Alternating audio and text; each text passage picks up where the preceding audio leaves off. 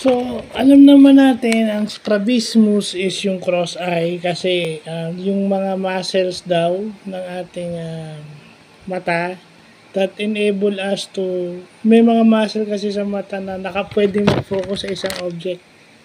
Six muscles daw to work as a group para yung mata natin is able to focus in one object. So, pag nagkaroon ka ng strabismus, medyo hindi mo i-focus yung mata mo sa isang object. Pag meron kang strabismus. And yung amblyopia o yung lazy eyes, yun naman daw yung pagkawala ng vision ng isang mata. So yun, marami tayong amblyopia.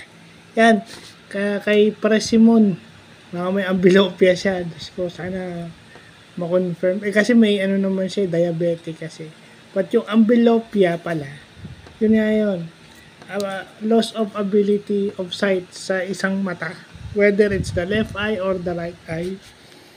And then yung extropia, yung mata mo deviates outward. So yun yung medyo may pagkabanlag ka ng konti. Yung dito sa mata mo. Parang sa akin yung extropia. So titingin mo extropia pala ako. Because I have a cerebral palsy, mild cerebral palsy. So, pag meron ka cerebral palsy, common disability mo na pagdating sa sight is yung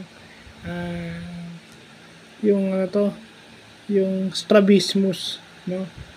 50% yung refractive errors mo, 20% lang yung may normal sight. So, sakit, no? Common features na pala yan pag meron kang cerebral palsy, no? According to orthopedists and ophthalmologists na mayroong cerebral palsy patient. So, as I said, another fact about my disability, my cerebral palsy, yan.